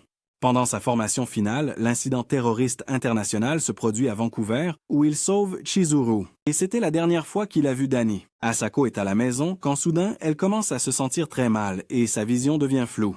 D'un autre côté, Yuria dit au protagoniste qu'il a officiellement hérité du 9029 d'Asako. Elle l'envoie en mission en Colombie. Pendant ce temps, Asako continue de boire. Le protagoniste part faire son travail, mais Yuria l'appelle et lui dit de rentrer immédiatement au Japon, car Asako s'est évanouie. Le protagoniste explique qu'il a entendu dire que c'était une forme de thrombose venimeuse initialement causée par une rupture survenue lorsqu'elle a été touchée par un tir puissant. Les complications se sont aggravées au fil des ans, bien qu'elle ait consulté un médecin et reçu un traitement périodiquement. Asako prenait des médicaments de rappel, ce qui l'a rendue fragile, et ils lui ont dit qu'il n'y avait rien qu'ils puissent faire pour elle. En arrivant chez lui, le protagoniste trouve son mentor au lit. Il lui demande si elle va mourir et elle répond par l'affirmative. Il lui dit qu'elle ne peut pas mourir maintenant, mais elle répond qu'elle est une soldate et que les soldats font ce qu'on leur ordonne et meurent. Au milieu des larmes, il dit que c'est elle qui a donné un sens à sa vie, et elle lui dit qu'il peut vivre pour lui maintenant qu'il peut tout faire. Même s'il échoue, il peut se relever. Cependant, le protagoniste répond qu'il a fait toutes ces choses parce qu'elle était avec lui, et que maintenant il ne pourra plus rien faire et qu'ils perdront tout ce qui est important pour lui.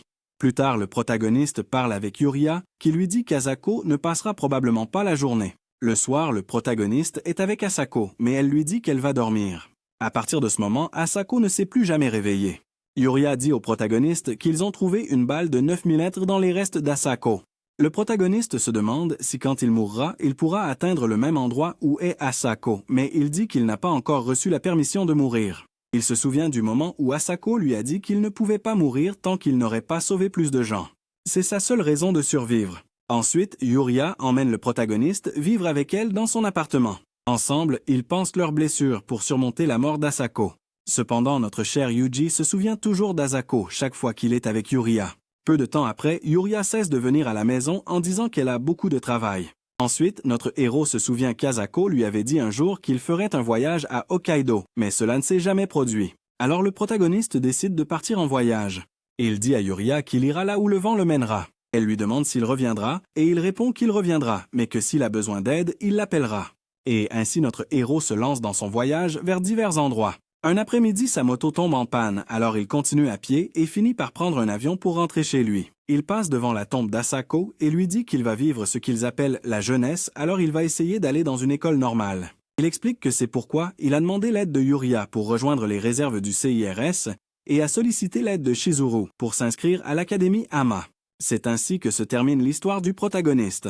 Ensuite, pendant que notre cher Yuji parle avec Yuria Kihara, arrive et informe Yuria qu'il y a eu une fuite d'informations de la Division 1 qui pourrait l'intéresser. Puis le protagoniste s'en va. D'un autre côté, Yumiko, Imane, Sachi, Akina et Michiru sont toujours dans le dortoir de l'académie et elles parlent de notre héros. Michiru se demande comment les choses se passeront quand elles reverront Yuji et Yumiko dit que tout ira bien comme avant.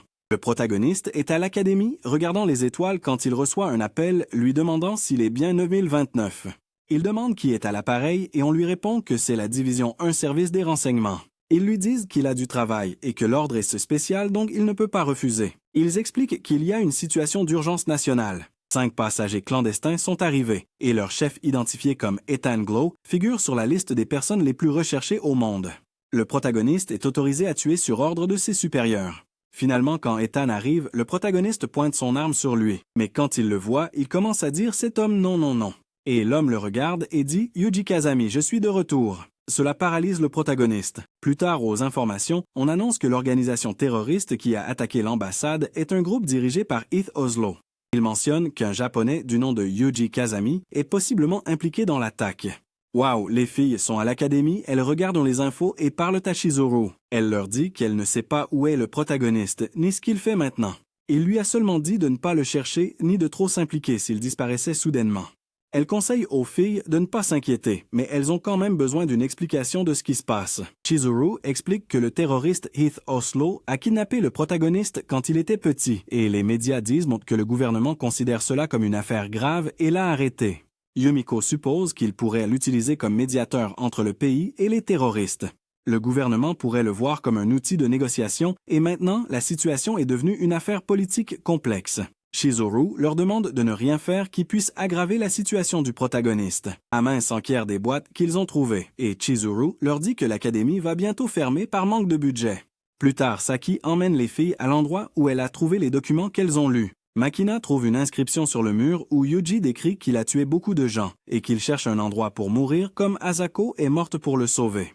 Maintenant, il peut le faire après avoir sauvé les élèves de l'académie car il a déjà sauvé 5 personnes et il peut mourir en paix. Yuria les appelle au téléphone et les informe que le rapport de son adhésion aux terroristes n'est pas exact mais qu'il n'est pas libre de tout soupçon. Pour l'instant, il est détenu, mais Yumiko insiste pour parler à Yuji. Yuria dit qu'il lui a dit qu'il ne voulait pas les voir, mais les filles n'y croient pas et sont déterminées à le retrouver. Yumiko dit qu'elle peut obtenir des informations, mais qu'elle a besoin d'argent, alors Makina et Saki l'emmènent enquêter ensemble. Le lendemain matin, Makina dit à Amin qu'elle n'a pas faim et qu'elle n'arrive pas à dormir. Saki apparaît avec Mikuru et dit qu'elle semble mourir de faim, mais ensuite elles se rétablissent toutes. Saki mentionne qu'elles ont trouvé plus d'informations que prévu et Makina dit qu'il semble que les rumeurs selon lesquelles Heath Oslo apporterait des armes de destruction massive étaient vraies. Cependant, elles ne savent toujours pas où est notre héros. Yumiko va voir une source en personne pour confirmer l'information, un ancien agent du renseignement nommé Robert. Il confirme que Yuji est enfermé dans le sous-sol d'Ichigaya. Il révèle qu'ils étaient ensemble dans l'armée et explique que Heath Oslo a de l'affection pour Yuji, mais qu'il a un objectif plus important. Il promet de donner plus de détails à Yumiko plus tard. Plus tard, Yumiko a une conversation vidéo avec Robert. Ils regardent la vidéo du protagoniste attaquant l'ambassade. Robert suggère qu'ils lui ont peut-être donné des drogues pour le forcer à faire ça. Il explique à Yumiko le système Thanatos, un système capable d'intercepter toutes les informations numériques en surveillant n'importe quel appareil ayant accès à Internet, devenant essentiellement le cerveau du pays. Il donne accès aux systèmes gouvernementaux et d'entreprises, permettant de manipuler la bourse ou de provoquer une panique nationale en cas d'accident dans une centrale électrique. C'est la cible de Heath Oslo, mais le gouvernement ne peut pas simplement le lui donner, alors ils utilisent le protagoniste pour négocier. C'est pourquoi il a choisi de se sacrifier. Le lendemain, le directeur de l'académie annonce aux filles que l'académie fermera ses portes à partir de maintenant. Le soir, Yumiko, Amane, Makina et Saki partent en se tenant devant l'académie, lui faisant leurs adieux. Mikuru les rejoint et elles partent toutes ensemble. Les filles sont dans le train direction leur nouvelle cachette. Maintenant, leur nouveau dortoir est un bateau que Yumiko a acheté en ligne. Que les choses ont changé. Notre protagoniste est dans une pièce où il voit nul autre que sa sœur. Bien qu'ils disent qu'elle n'est pas sa sœur, l'hologramme lui dit que lorsque les sauveteurs sont arrivés, ils n'ont pas pu la sauver. Cependant, grâce à Amy Anise, ils ont sauvé une grande partie de son tissu cérébral et l'ont utilisé dans le développement du système informatisé. Elle lui demande de lui poser une question pour croire que c'est elle et il lui demande quelle est sa nourriture préférée. Ce à quoi elle répond Yuji, notre héros réalise qu'il s'agit bien d'elle et se demande pourquoi il ne l'a pas cherchée plus tôt. La réponse est que sans corps ni force, elle ne pouvait rien faire et maintenant tout est en danger à cause d'Oslo. Il lui demande ce qu'il doit faire et elle répond que le méchant a apporté un nouveau modèle de bombe nucléaire capable de couvrir un rayon de 50 km lors d'une explosion. Le protagoniste demande ce qu'Oslo recherche et apparemment c'est elle, le système Thanatos. Non seulement il peut surveiller les transmissions mondiales, mais il peut aussi infiltrer n'importe quel système désactivant ainsi n'importe quel mot de passe dans le monde. Le gouvernement négocie avec Oslo pour lui offrir 20% du système en échange de la remise de notre Yuji. Il se demande s'il vaut vraiment autant pour Oslo et elle confirme que oui, car il est le seul résultat positif du projet du pont. Ce projet visait à créer des soldats à l'aide de drogue, mais tous les sujets de test sont morts sauf lui. Katsuriki lui dit qu'elle l'informera de l'endroit où se trouve Oslo afin qu'il puisse l'assassiner et bien sûr, notre héros accepte. De son côté, Yumiko dit aux filles qu'elles savent que Yuji est au sous-sol du quartier général d'Ichigaya, mais qu'elles n'ont pas plus d'informations. Soudain, Michiru reçoit un appel de Kazuki utilisant le téléphone de notre héros. Elle explique la situation et révèle qu'elle fait maintenant partie du système qu'Oslo recherche. Cependant, elle a un plan qui pourrait l'empêcher de se sacrifier, alors elle demande l'aide des filles. Elles hésitent au début, mais finissent par accepter d'aider. Le lendemain, Kazuki fournit des téléphones intraçables aux filles. Elle les appelle et, avant d'expliquer son plan, demande à Yumiko si elle aime Yuji. Yumiko répond par l'affirmative et ensuite Kazuki explique le plan. Pendant ce temps, Kazuki est avec la protagoniste et il lui demande pourquoi tout cela est arrivé. Elle raconte la nuit où ils ont été facilement capturés après l'évasion d'un homme. Les autres filles survivantes ne l'ont pas tué. Au lieu de cela, elles ont tué certaines des leurs. Le lendemain, le professeur s'est senti très mal et Kazuki a réalisé qu'il avait été empoisonné par le cerf qu'ils avaient mangé. Pendant les jours suivants, tout le monde est mort sauf le professeur et Kazuki. Le professeur a détruit les cadavres pour éviter d'être accusé de leur mort. Plus tard, Kazuki a décidé de laisser un message à un certain Main. La police locale et les enquêteurs d'Ichigaya sont arrivés confirmant la mort du professeur, mais Kazuki était toujours en vie. Malheureusement, elle a été emmenée dans un hôpital sous le parrainage d'Ichigaya. Le directeur de l'hôpital a vu les documents de Kazuki et a contacté le CIRS, leur disant qu'il avait trouvé le cerveau qui servirait de base au dispositif de défense nationale, le système Thanatos. Il a fallu 3 ans pour l'activer, suivi d'une année de tests d'isolation. Ainsi, Kazuki est devenu le système Thanatos. Pendant l'opération réelle, ils ont intégré divers cœurs créant quelque chose d'excessif. Peu à peu, Kazuki a retrouvé la mémoire, s'est souvenu de son nom et qu'elle avait un frère nommé Yuji. Notre héros apprend que c'est lorsqu'ils lui ont permis d'entrer à l'Académie Miyama. Il lui demande si c'était sa décision et Kazuki confirme que c'était la seule chose qu'elle pouvait faire. Il lui dit que l'affaire d'Oslo est son problème, quelque chose qu'elle doit gérer elle-même et elle répond qu'elle sait qu'elle peut le faire. D'un autre côté, on voit Oslo et son subordonné, qui lui demande pourquoi il s'intéresse autant à Yuji. Il répond qu'il veut dupliquer parfaitement sa génétique. Puis un majordome lui apporte du café, mais on voit son visage, et c'est une réplique de Yuji. Il a une couleur de cheveux différente. Oslo le remercie pour la boisson et lui dit que la nouvelle terre qu'il a promise sera bientôt entre ses mains et qu'un nouveau monde s'ouvrira. Que se passe-t-il? Pendant ce temps, Yuria a été enfermée pour l'empêcher de témoigner, mais elle dit qu'elle obtiendra un poste à la CIA à son retour. Kazuki dit aux filles le jour et l'heure de son transfert. Makina demande quand ils commenceront la mission et Kazuki explique qu'ils doivent d'abord réunir de l'argent car il n'y a pas de pouvoir plus grand que l'argent. Elle dit qu'elle veillera à ce qu'ils puissent réunir 100 millions de yens rapidement et Yumiko s'occupera de l'administration de l'argent.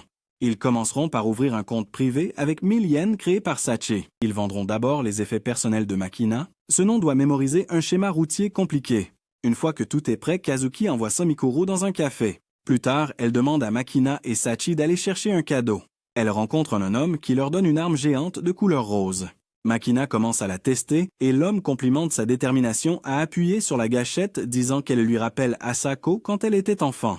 Le soir, Sachi et Makina arrivent au bateau avec des bagages remplis de choses qu'elles ont achetées. Yumiko prépare le dîner et plus tard Mikuru les rejoint. Pendant qu'elle mange, Mikuru leur raconte ses actions suite aux ordres de Kazuki. Elle a acheté de nombreux téléphones d'occasion dans un café, puis est montée à bord d'un jet d'affaires préparé par Kazuki et s'est rendue dans un pays pour l'exportation de bière et la construction d'un barrage afin d'offrir de la bière aux ouvriers.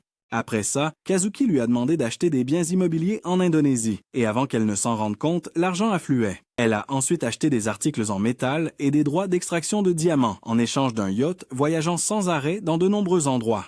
Kazuki les appelle et leur dit que les préparatifs avancent bien. Il est donc temps d'expliquer certains détails de la mission. Le but est de récupérer le protagoniste pendant l'assaut et le nom de la mission est Opération Sauvetage de Yuji Kazami. Le véhicule d'escorte avec la cible quittera le quartier général d'Ichigaya et ils doivent utiliser un itinéraire de transport désigné appelé A, mais son utilisation ce jour-là peut changer à la discrétion du commandant. Plus tard, Kazuki appelle Chizuru pour lui proposer un site pour le nouveau bâtiment de l'Académie Mahama. D'un autre côté, le protagoniste est dans une pièce allongée ligotée. Cela fait 4 heures qu'il n'a pas bougé et il fait parfois de légers rêves. Pendant ce temps, Asu demande si les préparatifs du plan progressent et son subordonné lui dit qu'il y a 2 points dans la ville. Le plan est de capturer Yuji et le reste n'est qu'une ruse. Le jour de la mission arrive au matin et Yumiko, Amane, Sachi, Akina et Michiru sont prêtes et préparées à commencer leur plan. Puis Yuria apparaît devant le système principal et James parvient à ouvrir la capsule contenant Kazuki. Elle se présente à Yuria, lui disant qu'elle est la véritable forme de Thanatos. Yuria et Kazuki montent dans une voiture et Kazuki parle au téléphone avec l'anglais, l'ancien employeur de Yuria. Elle dit à Yuria qu'il semble que son navire soit arrivé en toute sécurité au port et qu'elle a acheté quelque chose d'important pour leur évasion.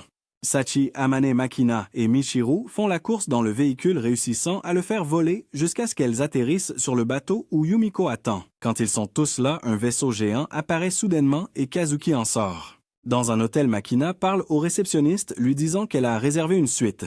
Au début, l'homme hésite parce qu'elle est mineure, mais finit par lui donner la clé quand elle prétend avoir plus de 30 ans, mais qu'elle a l'air très jeune. Dans la suite, Kazuki commence à expliquer le rôle de chaque fille dans le plan. Makina tirera sur les véhicules qui escortent Yuji, arrêtant les 3 véhicules d'escorte avec 6 balles polyvalentes. Elle décide de s'entraîner d'abord. Aman aura un véhicule modifié pour la journée. Michiru contactera quelqu'un de la compagnie de notre héros et récupérera les bagages qu'ils lui donneront. Sachi s'occupera de l'assaut et cherchera des armes non létales. Yumiko est sur le bateau et Kazuki a préparé 6 plans parmi lesquels elle pourra choisir. Yumiko demande au programme informatique s'il ne va pas disparaître soudainement, et il répond qu'il ne sait pas quand il sera suspendu du système principal s'il tombe entre les mains d'Oslo, mais leur demande de ne même pas penser à le sauver. Pendant ce temps, Millie séduit un garde dans le cadre d'un piège et finit par l'assommer et lui prendre son uniforme. Plus tard, Aman arrive pour récupérer le protagoniste, lui disant qu'il est temps pour son transfert et qu'il sera jugé à Akasaka. Le plan commence enfin. Yumiko dit qu'elles vont commencer par le plan A et toutes les filles rapportent qu'elles sont en position et prêtes à commencer. Kazuki dit à Makina que le véhicule approche, mais un autre véhicule tire en premier, ruinant son plan. Kazuki suggère qu'il passe au plan B. Les employés d'Oslo quittent le véhicule intercalé et commencent à tirer sur les gardes. Makina les voit transférer le protagoniste dans la voiture du groupe d'assaut et Kazuki lui dit de les arrêter à l'intersection de Sonoshita. Le protagoniste est dans le véhicule avec les employés d'Oslo et l'un d'eux lui dit qu'ils ont placé un bracelet qui surveille son pouls et sa température. S'il descend du véhicule, il explosera, ce qui signifie que c'est une bombe. Oslo est le seul qui puisse l'ouvrir, donc même s'il s'échappe, il n'aura d'autre choix que de retourner auprès d'Oslo. Pendant ce temps, Makina est prête à attaquer. Alors qu'ils sont presque à l'intersection, Makina tire un coup de feu et il réalise qu'il y a un sniper. Mais le véhicule ne s'arrête pas, alors Makina élimine une des voitures. Puis, elle tire sur le moteur de la voiture qui transporte notre héros, ce qui la fait s'arrêter. Ils essaient de transférer le protagoniste dans une troisième voiture, mais elle ne démarre pas non plus. Yumiko dit à Saki de commencer l'intervention armée et Saki lance des fumigènes. Elle arrive ensuite et tue tous les ennemis, cherchant le protagoniste. Il lui demande ce qu'elle fait là et elle répond qu'elle est venue le sauver. Il l'avertit de ne pas toucher le bracelet parce que c'est une bombe. À ce moment-là, un homme arrive dans un véhicule et Makina les avertit qu'il y a des renforts ennemis aux alentours. Comme elle n'a plus de munitions, ils doivent partir vite. L'héroïne Sachi et un homme s'échappent dans le véhicule pendant que les voitures ennemies les poursuivent, mais ils réussissent à s'enfuir. De son côté, Oslo est informé qu'ils ont pris l'héroïne, mais leurs hélicoptères poursuivent le véhicule en fuite. Oslo appelle alors Travis qui lui dit qu'ils ont perdu l'héroïne parce que le véhicule en fuite a emprunté des chemins qu'ils ne pouvaient pas suivre et des espaces privés étroits qui ne figuraient pas sur la carte. Oslo n'est pas inquiet car l'héroïne a le bracelet, ce qui le forcera à revenir. C'est la nuit et les filles sont avec le cher Yuji sur la route de fuite. Kazuki dit au personnage principal qu'il semble que le système principal ait découvert leurs actions et révoque leur permission à un rythme rapide. Cependant, elle a un plan et leur envoie une carte leur demandant de la suivre. Soudain, un hélicoptère apparaît et des coups de feu sont tirés sur eux. Pendant ce temps, Yumiko est sur le bateau et demande ce qui se passe. Kazuki répond qu'elle a perdu 70% du système et que l'hélicoptère doit appartenir au personnel d'Oslo. Yumiko suggère de se rendre, mais Kazuki dit qu'elle a quelque chose qui va les aider. Malheureusement, les filles perdent la communication avec Kazuki, les laissant isolés. Mais regardez, Millie apparaît dans un hélicoptère et commence à tirer sur l'hélicoptère ennemi, le faisant s'écraser. James appelle Mikuru et les informe que la fille qui les a sauvés est Millie Led dont Kazuki a parlé. Ensuite, Sachi Mikuru et Makina sont avec notre héros qui est allongé et incapable de bouger. Ils se demandent si le bracelet est vraiment une bombe, et Makina dit qu'il ne reste que 4 heures et 26 minutes. Kazuki dit au Main qu'elle va se déconnecter du système principal pour s'échapper et les rejoindre.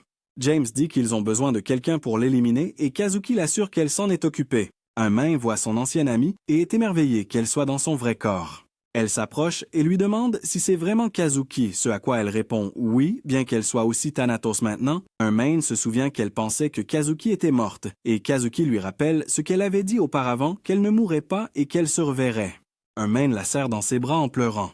Le protagoniste se réveille et voit Justin, et lui demande ce qu'il fait là, et Justin répond qu'il a amené le vaisseau ici. Puis la femme de James arrive et dit à Justin que Kazuki veut son avis sur la marche à suivre. Justin s'en va et elle se présente aux protagonistes comme Zoe Graham de la Central Intelligence Agency des États-Unis. Elle explique qu'il y avait un journaliste qui enquêtait sur Heath Oslo. Il a écrit un article sur lui et en allant voir son rédacteur en chef, il a renversé une fille qui s'est jetée devant sa voiture. Il a eu peur et l'a emmenée à l'hôpital, mais la fille était une soldate d'Oslo et elle l'a tuée. Zoe dit que cette fille, c'était notre héros et que l'homme était son père Paul Graham.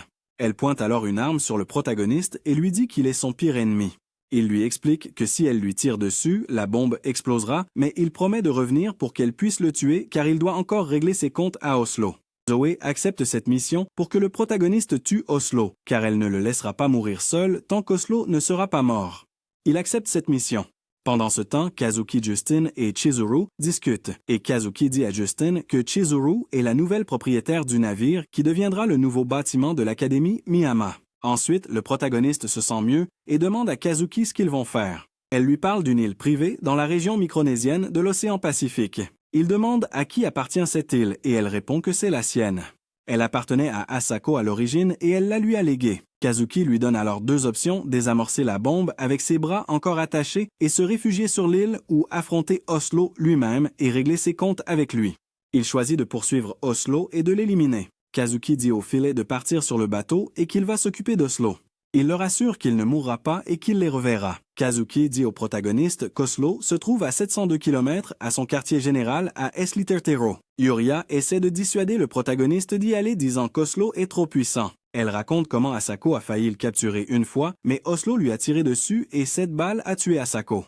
Le protagoniste répond que c'est une raison de plus de le tuer car Oslo a tué la femme la plus importante de sa vie. Il part mais promet qu'il reviendra, c'est certain.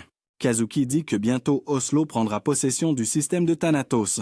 Dans ce cas, ils doivent se débarrasser du système, et tout ce qu'ils ont à faire, c'est couper un câble à 400 mètres sous l'eau. Elle dit à Mikuru de plonger avec un scaphandre tandis que Saki manœuvre une grue pour la retenir et que les autres cherchent des bombes.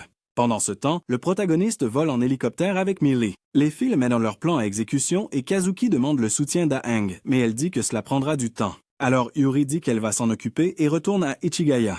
Sogi dit aussi qu'elle y va, et Kazuki leur dit que les autres devraient s'abriter. Nous entamons notre dernier chapitre. Le protagoniste arrive au vaisseau où se trouve Oslo, marquant le début de la confrontation entre les employés d'Oslo et son assassin bien-aimé. Plus tard, Oslo leur ordonne de capturer le protagoniste vivant, mais de ne pas le tuer. Trégu part à la recherche du protagoniste, mais il est facilement tué sans trop de difficultés. De son côté, Aang informe Yumiko qu'ils ont découvert le site d'expérimentation de drogue, la nouvelle tour et le nouveau modèle de bombe. Elle mentionne qu'ils ont transformé la tour en barricade pendant un certain temps, mais l'unité de contre-offensive combinée d'Ichigaya et d'Akasaka l'a supprimée de force sous la direction d'Adan. Tous deux terminent les processus de désactivation de la tour et l'unité principale est actuellement en mode hibernation. Tant qu'ils ne reconnectent pas l'alimentation, la copie centrale mourra dans 3 mois. Pendant ce temps, Kazuki entre dans la capsule où il était auparavant et dit à un homme que leur seule option est de s'échapper et de reconstruire l'académie. Il suggère qu'ils ne reviendront peut-être pas au Japon avant un certain temps. Il conseille également à une femme d'oublier le protagoniste, mais elle répond que même si elle connaît son passé, elle ne le déteste pas. Quant à notre héros, il rencontre une réplique de lui-même. Yuji demande qui est l'autre personne, et la réplique répond qu'il est le 3e sujet du programme Dupont, un humain reproduit à partir de ses gènes. La réplique lui tend des drogues à prendre pour leur combat, mais notre protagoniste refuse. Cependant, le clone parvient à lui injecter les drogues, le transformant, et ils engagent de tous deux une bataille acharnée de tirs et de coups. Finalement, notre héros poignarde et tue le clone. Ensuite, il affronte Oslo alors qu'il ne reste que 5 minutes avant l'explosion de la bombe et ils se battent à l'épée. Le méchant révèle qu'il a tué toute la famille du protagoniste et l'empale avec son épée. En réponse, notre pauvre Yuji attrape un stylo et poignarde Oslo au cou le tuant. Notre protagoniste essaie de s'éloigner de la scène, mais il n'y voit même plus clair. Soudain, une explosion se produit et il a une vision où il voit Asako qui lui dit de vivre. Puis il revient à la réalité trouvant une porte pour s'échapper. En marchant, il commence à se souvenir de ses amis et des promesses qu'il leur a faites de revenir vivant. Mais alors que la bombe arrive à son terme, une explosion massive se produit. 2 ans plus tard, Saki Kazuki, Makina Mikuru et Mine sont sur l'île et y vivent désormais leur vie. Yuria et Chizuru arrivent et Yuria annonce que l'Académie Miyama a été relocalisée et enregistrée en tant qu'école. Après 2 ans de dur labeur, elles obtiennent enfin la licence et peuvent désormais reprendre leurs cours à l'Académie. Pendant ce temps, Yumiko est avec le protagoniste en train de pêcher au bord de la mer. Elle mentionne que les CIR seront dissous, mais ils prévoient de créer une autre organisation et d'inviter 9029 à être l'instructeur. Elle apprend également qu'Ichigaya veut qu'il retourne au Japon, mais le protagoniste répond qu'il en a assez de pointer des armes sur les gens. Il explique que ses blessures étaient si graves qu'il lui a fallu 6 mois pour se remettre sur pied, mais le fait qu'il soit revenu vivant signifie qu'il n'a pas le droit de mourir pour le moment. Yumiko jure de ne pas le laisser mourir même si Dieu le permet. Finalement, notre héros dit qu'il continuera à vivre pour eux, et ils prennent tous une photo ensemble. Quelques instants plus tard, Kazuki retire en plaisantant son bras métallique, disant que c'était juste une blague pour avoir l'air plus cool. Ah, quel farceur! Et c'est tout. À la prochaine. Au revoir pour le moment. Merci d'avoir regardé.